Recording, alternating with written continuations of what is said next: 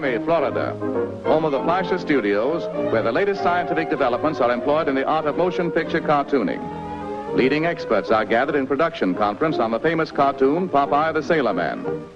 Hundreds of drawings comprising the results of their deliberations are arranged upon surrounding walls. The pictures representing highlights in the story's development are shifted around as department heads plan or change details of production. Known as idea or key drawings, they are given to a group of artists called animators. The animators further develop the idea by making additional sketches, each one of which bears a slight change in picture alignment and figure contour in order to depict a degree of progressed action.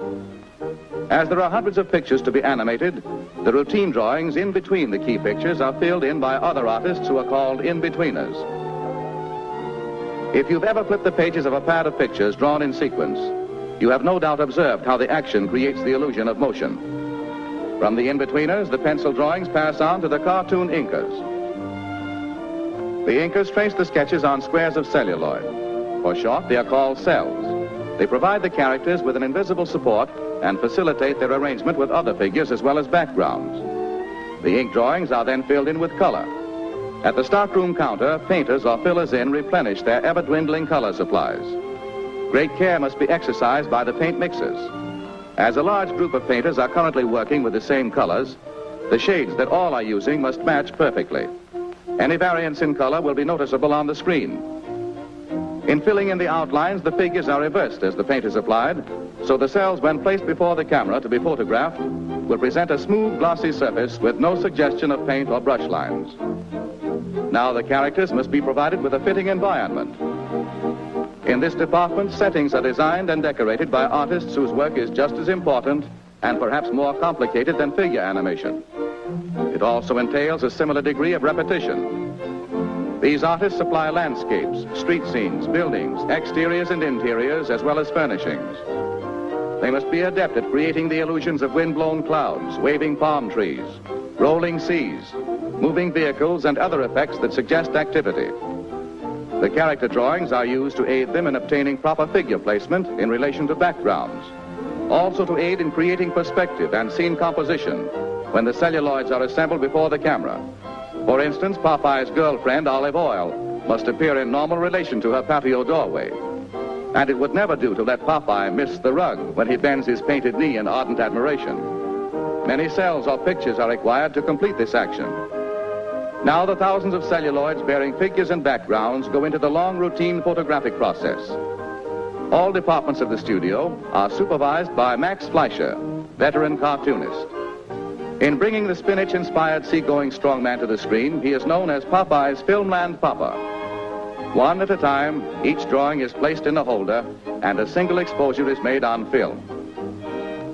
Upon this new apparatus, actual scenes are constructed to convey the idea of depth and to permit the movement of backgrounds.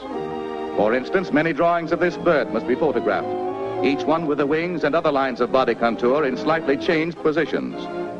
Also, with each exposure, the background is moved to create the illusion of flight. The process must be repeated many times with all characters and accessories that simulate motion.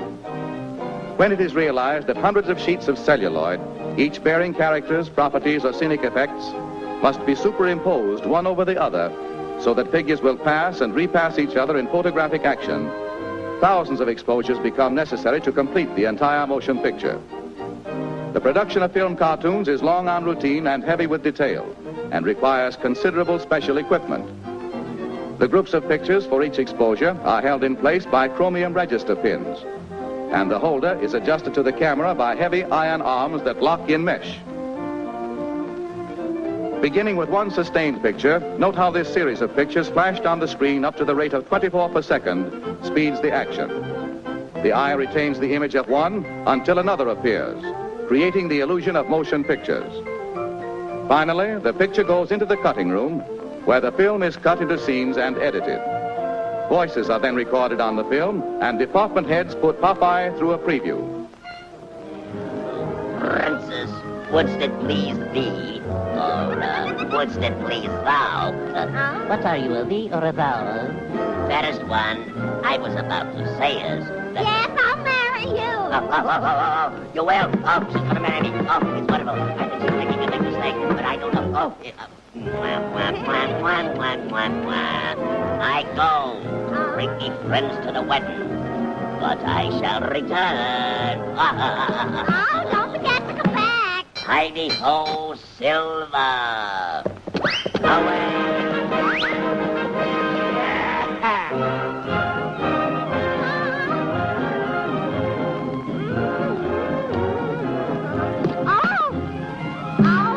Thus, through popular science and out-of-the-inkwell illusion becomes fantastic screen entertainment.